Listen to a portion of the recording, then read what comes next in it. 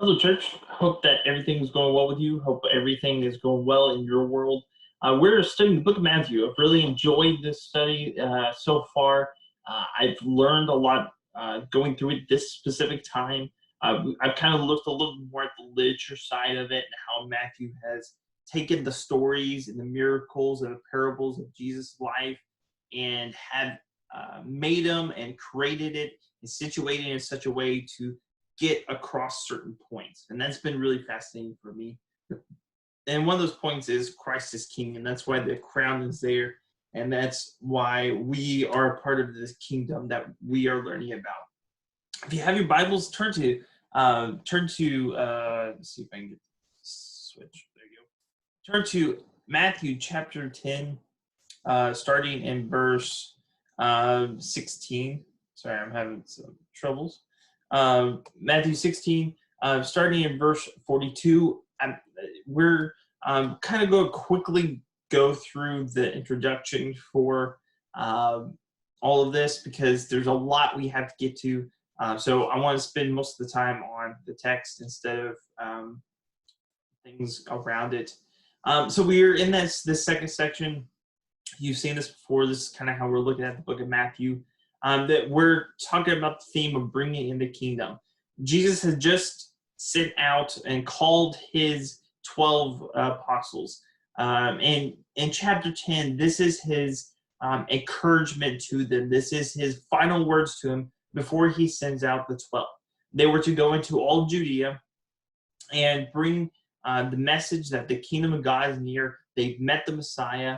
And they were to cast out demons and heal the sick and basically do everything that Jesus has done before. They were supposed to be mini Jesuses, as it were.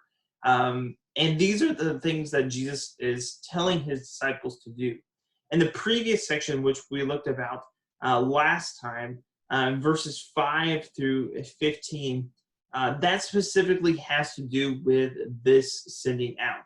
But we're going to see a transition starting in verse 16, what we're looking at today, verse 16 through the end of the chapter, where the things that he's talking about don't necessarily just apply to this sending out, but really apply to the Great Commission. After Jesus has died and raised and went back to sit beside the Father, during that time when he commissions them to go into all the world, preach the gospel, baptize it in the name of the Father, Son, and the Holy Spirit.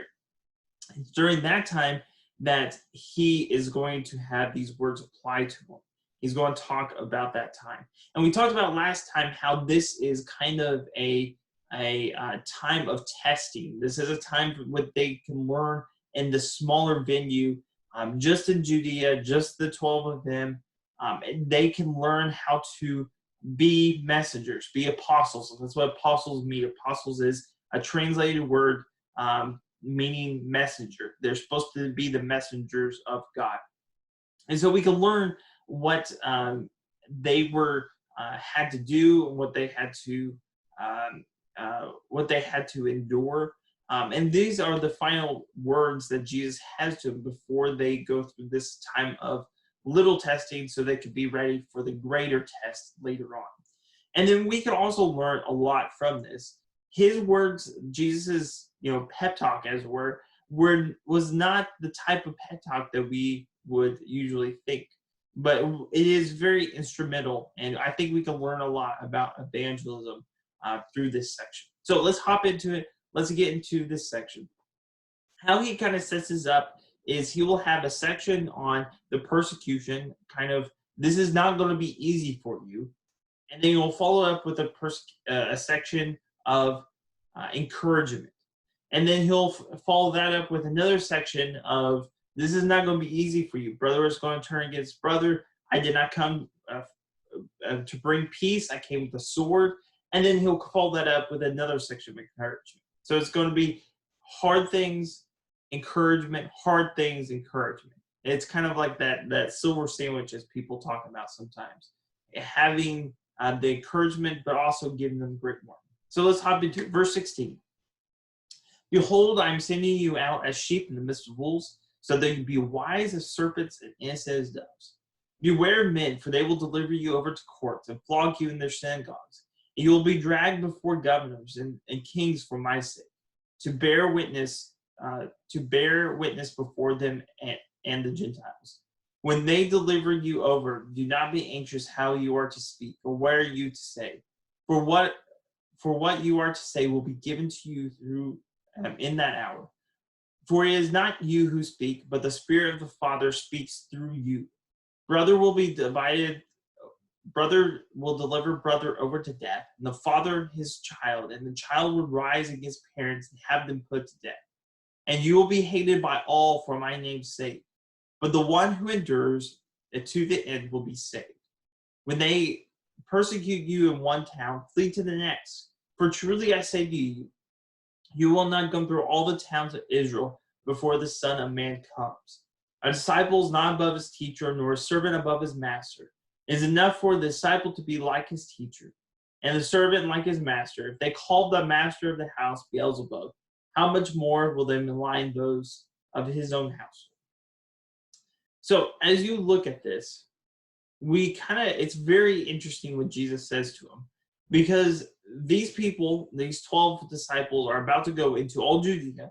They're about to proclaim that the kingdom of God is here, this time that Jewish people have been looking forward to for hundreds of years. It's here. They found the Messiah. They've been working with the Messiah for a substantial amount of time, and they get to go into all Judea and say, hey, we found him. He's here. Can't wait. But Jesus says, not quite. Have a warning. Be prepared.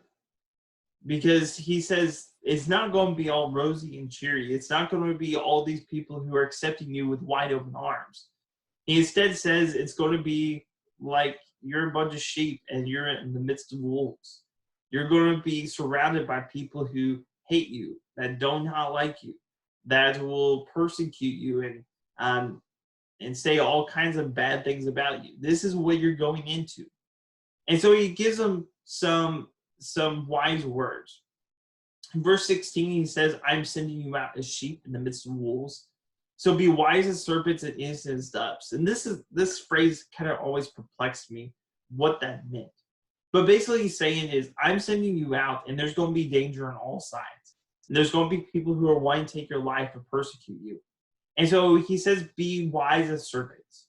Snakes were known for in those days of being able to get out of trouble. They were able to slither their way out of a difficult situation. And he says even later on, verse 23, when they persecute you in one town, flee to the next. He doesn't say, stick around. You need to be a martyr. You need to preach until they chop off your head. He says you preach the gospel, and if they decide to persecute you, obviously they rejected you, and you go to the next. You can accomplish a lot more alive than you can dead. And this kind of dismisses the idea that you need to be a martyr to doing good, that you need to preach on a street corner and annoy people until you get persecuted. That is not what he is saying at all. You preach the gospel.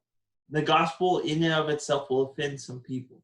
And if they persecute you, you flee to the next town. This is how Paul always conducted himself. He stayed there. He preached to everyone. Once they persecuted him, though, he went to the next town. It didn't mean that certain people didn't endure persecutions. Obviously, all through Acts, you can see people enduring persecutions. But it's because they didn't have a way out. They were stuck in prison, or they were stuck in captivity.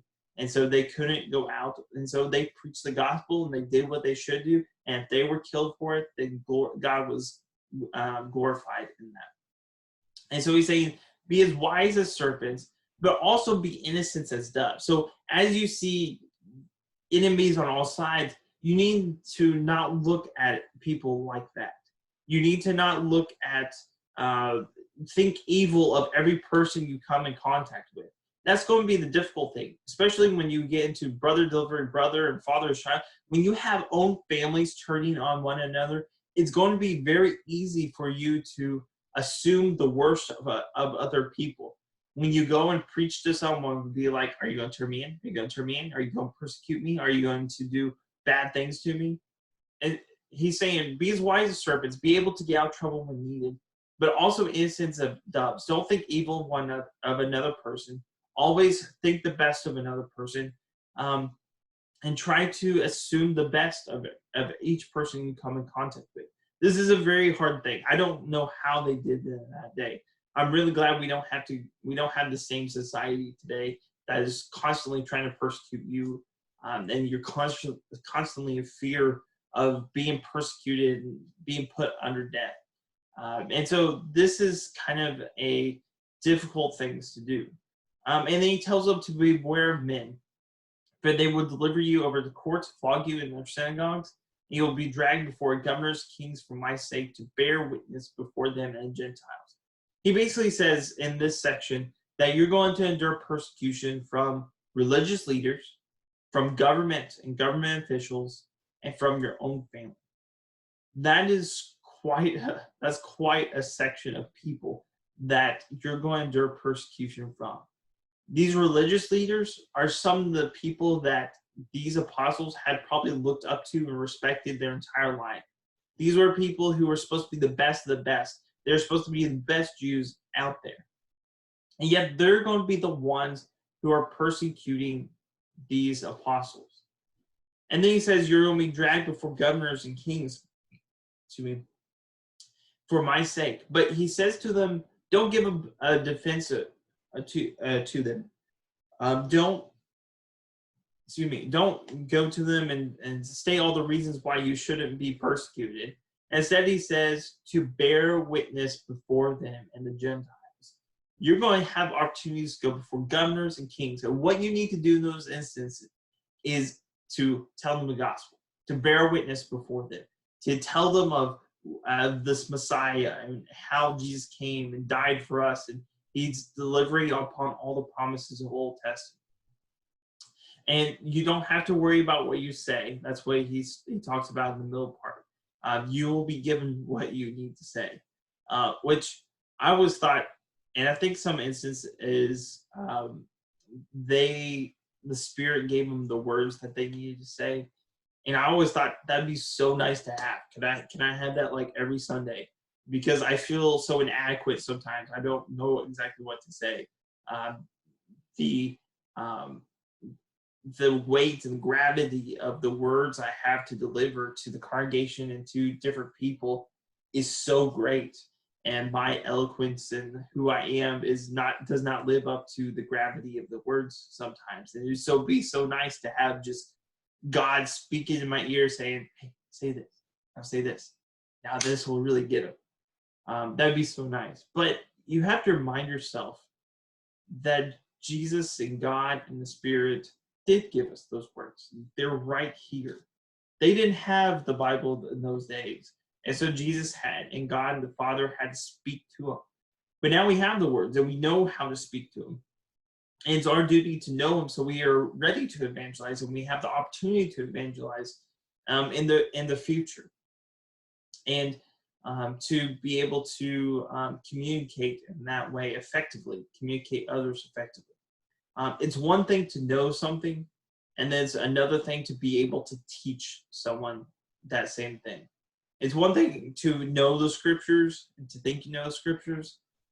You don't really actually know the scriptures, have mastery over it, until you could teach someone else. That's when you know you have it. And so having the ability to teach other people is what we need to have.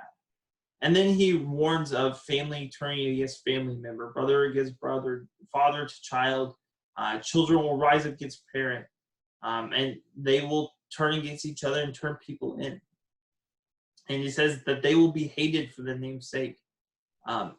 There's some people I know who this is their life, where their brother hates them, or their sister hates them, or their mom and dad, or their son or daughter hates them because of who they've become. They've become a Christian, and they can't stand that idea.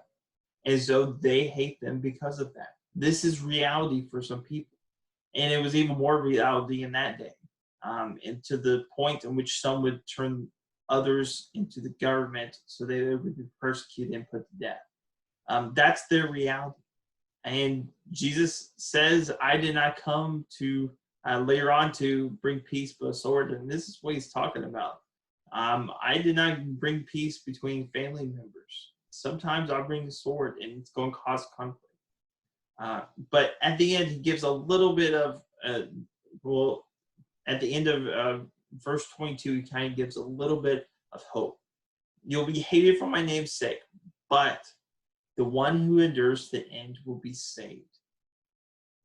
The one who endures to the end. It takes endurance. It takes courage. It takes endurance to be able to do what Jesus says here and to endure until the end. It's something we need to take in mind. But I think verse 24 and 25 really, I guess, humbles me, because I'm thinking if I went through everything he just talked about in 16 through 23, I was persecuted by the religious authorities and the government and my own family, and I went through all this persecution, and I'm just a great follower. I'm just such a good guy. I'm just a great follower of Christ. And then he, in verse 24 and verse 25, he basically says, I'm not telling you to do anything that I didn't go through. And if they do all these things to me, which they currently do, they called him Beelzebub. We talked about that not too long ago. And then eventually they're going to persecute him and kill him on the cross. Are they not going to do the same to you? Is not a disciple like his teacher, serving his master? If we truly want to be disciples and teachers, we need to speak the things of God. We need to do the things of Christ. We need to follow his example. And many times that will lead to persecution. Not because we are annoying or anything that we do. It's because the gospel is a stumbling block to people. They find fault in it. And because we are the deliverers, we're the messengers, we'll be persecuted for it. But again, to the one who endures to the end will be saved. And we need to be those people who will endure to the end, no matter how they malign us. Because Jesus did the same thing. He endured to the end, and he was proclaimed the victor. And then we move to the next section. This is the section of encouragement. But have no fear. And there's going to be 4 reasons to not fear. I think 3 times in this section he says, fear not, or have no fear, or something like that. Maybe 4. But he will give 4 reasons why we should not fear. So let's read this section and then we'll go back over that. So verse 26. So have no fear of them, for nothing is covered that will not be revealed, or the hidden that will not be known. What I tell you in the dark, say in the light, and you will hear what you hear whispered, proclaim on the housetops. And do not fear those who kill the body, but cannot kill the soul.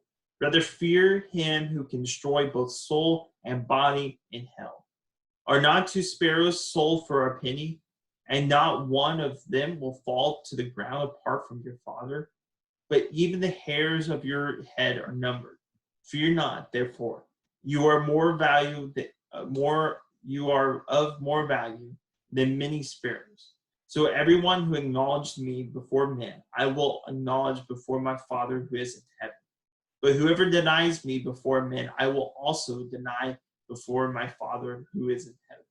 Okay, so 4 reasons you are not to fear. And I think this is very applicable to us today, because one of the reasons in which we do not evangelize today is because of fear.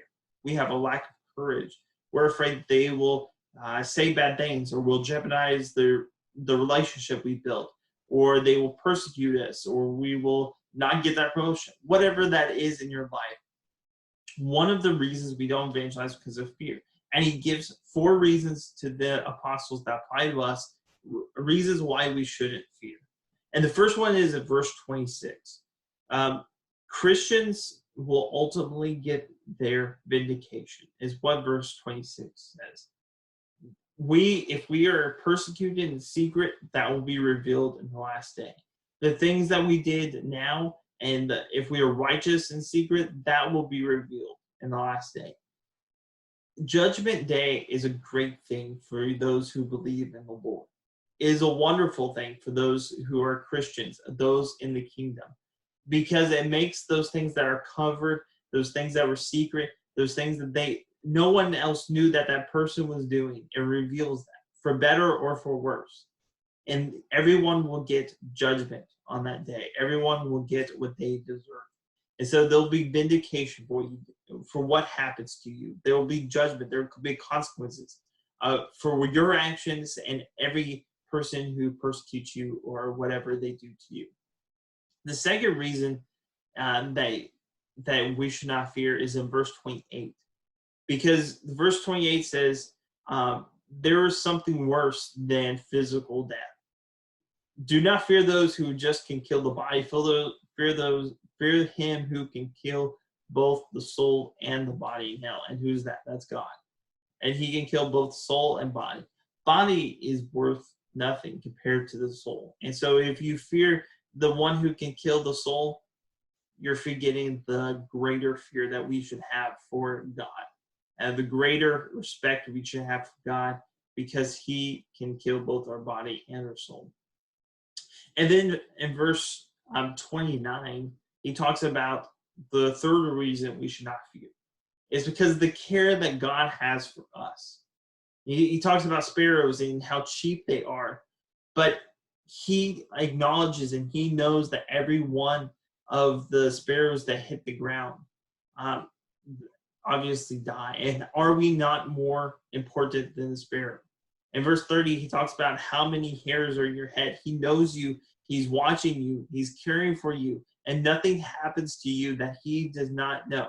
He knows every pain you're going through right now, every persecution, every trial, every temptation that you're going through right now. And he knows how you're reacting to it. And if you want to be part of the kind that will be vindicated, you do what is right. But God sees it all and he cares for it all. And if he cares for the sparrow and the grass, he will care for us much more. And then finally, the fourth reason that we should not fear is Jesus will acknowledge those who acknowledge him. Those who stand up for Jesus, those who stand up for the Father, Jesus will acknowledge those people before the Father. And reversely, those who deny Jesus, those who deny Christ, will also be denied by the Father who's in heaven. And so, either way, whether by good or for bad, you will be acknowledged for good or bad. You will either say, Jesus will say, hey, that's my God. He stood up for me over and over again. He told the people who need to be told the gospel. He had courage to stand up and evangelize. That is my guy. That is a Christ follower. That is a Christian. But those who may have been baptized, may have entered the kingdom, but were silent. They were scared. They were afraid of the persecution. They're afraid of the struggle. He says, I don't know that person. You didn't stick up for me. Your faith is not there. I won't stick up for you. That's not a Christian. And what he says is we need not to fear, because you will get your reward. God is watching. God's there for you. He's watching you. He's encouraging you. He wants you to make it. You got to just stick up for him. You got to do what is right. You got to evangelize. You can do it. You can make it. Don't deny him, but profess him before all men. And then in the next section is another kind of downer in a way. It's a warning. So verse 34, do not think I've come to bring peace to the earth. I have not come to bring peace but a sword. For I have come to set man against father, and daughter against her mother, and daughter-in-law against her mother-in-law, and person's enemies will be those of his own household. Whoever loves father and mother more than me is not worthy of me. And whoever loves son and daughter more of me is not worthy of me. And whoever does not take up his cross and follow me is not worthy of me. Whoever finds his life will lose it. Whoever loses his life for my sake will find it. He's saying it's not going to be easy. This is not going to be easy. Now, did Christ come to bring peace? And the answer is yes. He came to bring peace, but not in the physical sense that he's talking about here. He came to bring peace between humanity and God. Sin was against us, and we had judgment coming upon us. But because of Jesus' great price and his death and resurrection, that peace is met, and we can have peace between us and God. Those who have been buried in his death can have peace with God. But that he did not bring physical peace between humankind. If he wanted that, he would have taken over the world. He would have solved all world issues. He would have made peace in the world, but he didn't. Instead, he brought more conflict between man. Because, he reverts to something he said earlier, and bringing family member against family member. That a person's enemies will be in his own household. People, parents going to turn into a child. It's going to be chaotic, and it's going to be full of conflict. And basically, what he's getting to is that whoever loves father or mother or sister or brother or any other family member more than Jesus, more than Christ, is not worthy of him. And that's a hard thing, because I love my parents. I know you people who have kids, you love your kids. But if you love them, you love your parents, you love your kids, you love your brothers, your sisters, even your own wife and husband more than you love Christ, you're not worthy of him. That's really difficult. That's really difficult. But you're not worthy of him unless you put him above everything. Because what happens when your spouse or your sister, your brother, your parent, your child comes in conflict with Christ, comes in conflict with some aspect of Christ? Which one are you going to choose? And whichever one you choose, that will dictate which one you love more. Do you love Christ, or do you love your family? Pick Christ for all the reasons we just covered. Whoever does not take up his cross and follow me is not worthy of me.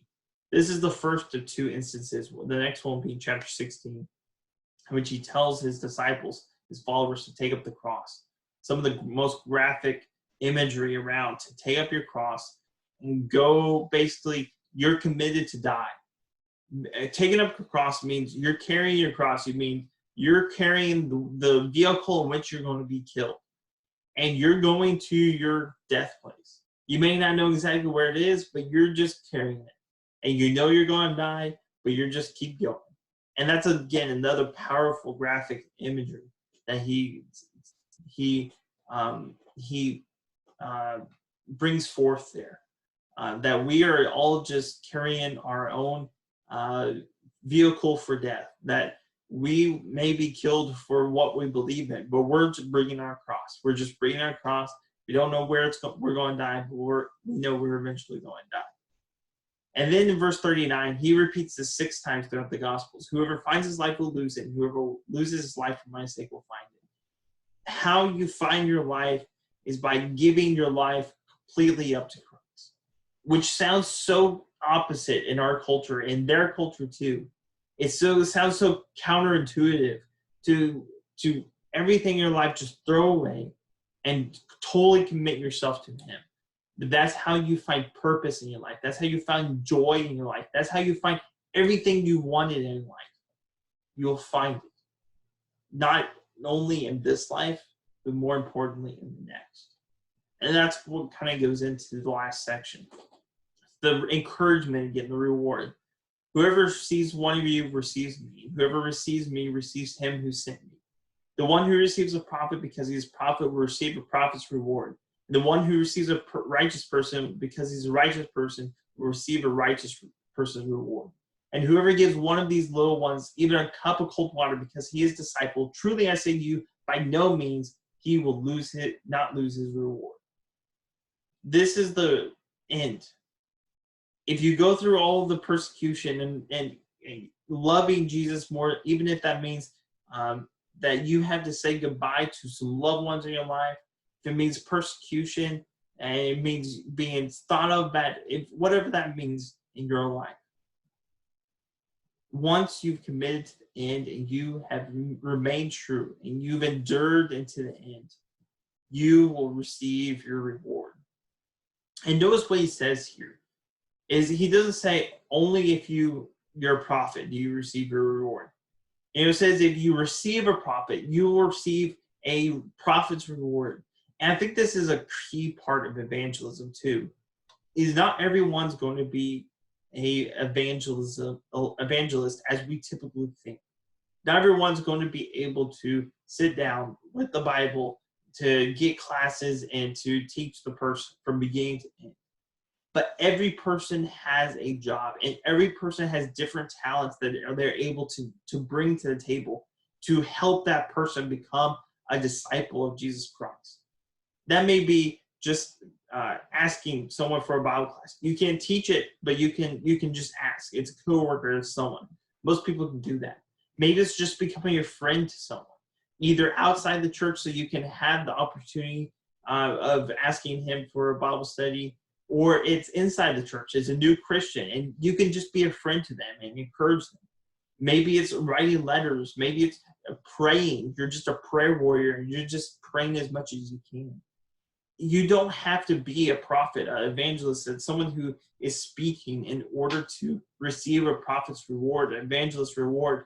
You just have to do what you do best, and you can receive your reward. Same thing with a righteous person. And he's saying, give whatever you have. If it's even a cold cup of water, by no means will you lose your reward. Take care of those who you can. And that applies to specifically my situation in the church. Every person I convert and I help while I'm preaching at O'Galley and I'm working with you, you have a hand in that, and you have a reward in that, because you allow me to do what I do, and you allow me to spend the time in the Word and building on my own ability to teach and to bring those people to Christ. You have a hand in that, and you will no by any means lose your reward. And that's something we can all strive to. But I think what we can get through this whole section is it's not going to be easy. It is not going to be easy to be a disciple of Christ, to be someone who follows. But what you can do is you can do whatever gifts, whatever talents you have, use that to God's ability. Endure to the end, no matter what obstacles that are in your way. Pick up your cross, follow him towards the end. And if you endure to the end and you say, this is my Jesus, this is my Lord, you don't back down, you have courage, you will receive your reward. And we'll all receive our reward. And we'll be there in heaven together one day. And that's what we look for, that's what we want, and we will be with Christ in his glory. But we got to get there. We got to hold strong, we got to encourage. And so this is the discourse that Jesus gives to his disciples, to hang strong, to be with the person that you need to be, and you will receive your reward. I hope this has occurred to you. I hope that this has been a blessing to you. I hope that you're good, and that if you need anything, just let me know, and I'll see how I can help you. I hope you have a great day, and God bless.